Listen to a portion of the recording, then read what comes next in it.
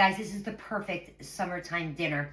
So I grew up in Queens, New York, and there was a restaurant in Howard Beach that I could always get my father to take me to.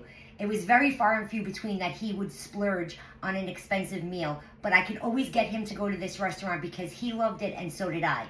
It was called Prima Pasta in Howard Beach, New York, and I'm telling you, it was my favorite when I lived in Queens.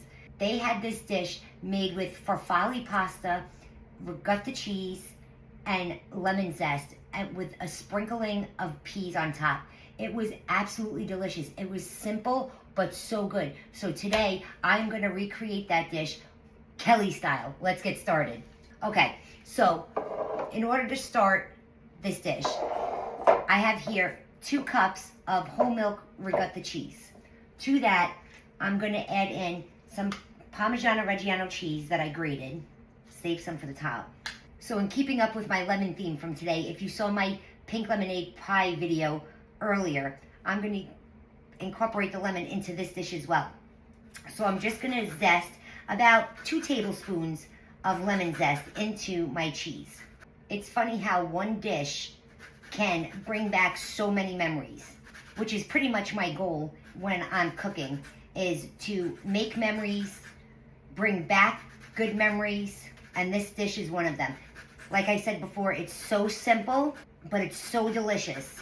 And while I eat it, not only am I enjoying the food because it's so good, but I'm also enjoying the memories that I made when I first started eating it. So now we're just gonna set this aside while we cook the pasta, because in order to make this a sauce, I'm gonna add the starchy pasta water to it. So we're just gonna set this aside and we're gonna go boil off some pasta. So I have my pot of boiling water here, and to that I'm just gonna add in my salt.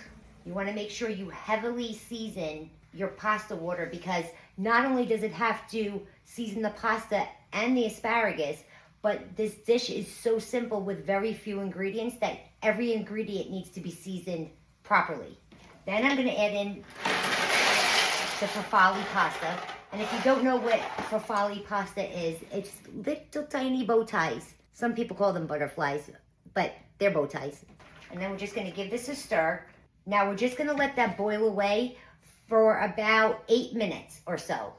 After 8 minutes, it's not gonna be cooked through yet, but I wanna add in my asparagus spears. And what that's gonna do is, for one, it's gonna save me from washing another pot, because I can blanch this asparagus in the pasta water and I won't have to do more dishes.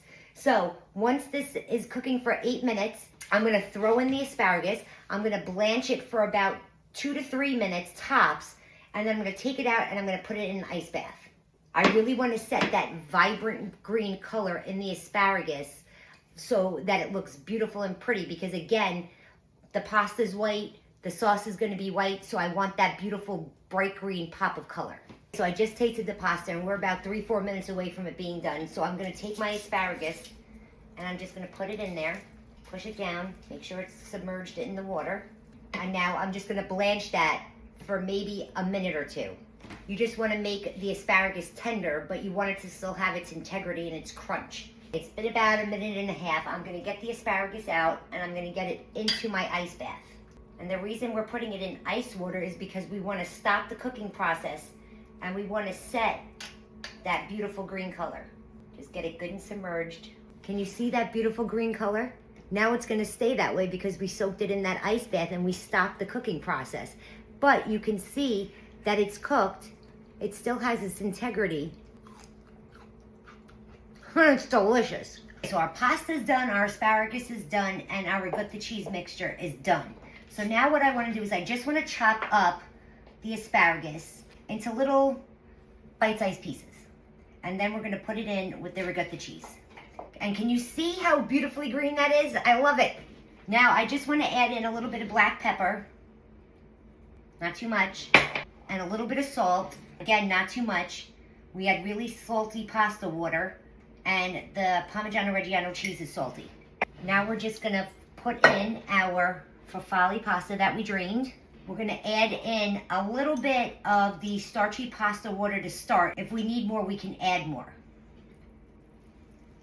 And the heat of the pasta and the starchy pasta water will warm up the asparagus that we blanched in, or that we shocked in a ice bath.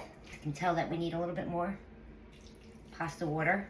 The second the heat hit that lemon zest, it's like a punch in your face. This is summer in a bowl. Can you hear the creaminess of this pasta dish? It is literally unreal. A little bit more. I think we'll be good. Yes, that's perfect. Look at it. It looks almost like an Alfredo sauce, doesn't it? Let's put her in a bowl. Isn't she pretty? See, I told you that beautiful just pop of green color is exactly what this dish needs, which is why Pasta Primavera used to add the peas, not only because they're good, but because they look good. Let's give her a taste. I'm gonna serve up my own bowl.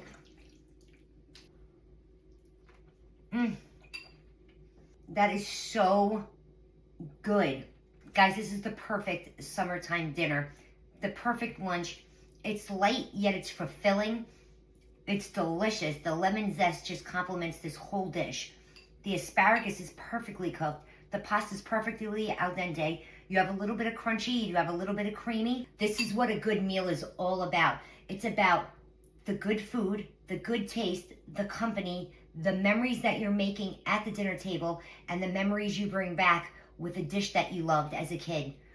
Guys, if you want the recipe to my creamy pasta with asparagus, just comment the word recipe in the comment section below and I'll be sure to send it to your DM. Or you can click the link in my bio, go to my Substack, and you can grab the recipe there. Thanks so much for hanging out with me. Bye.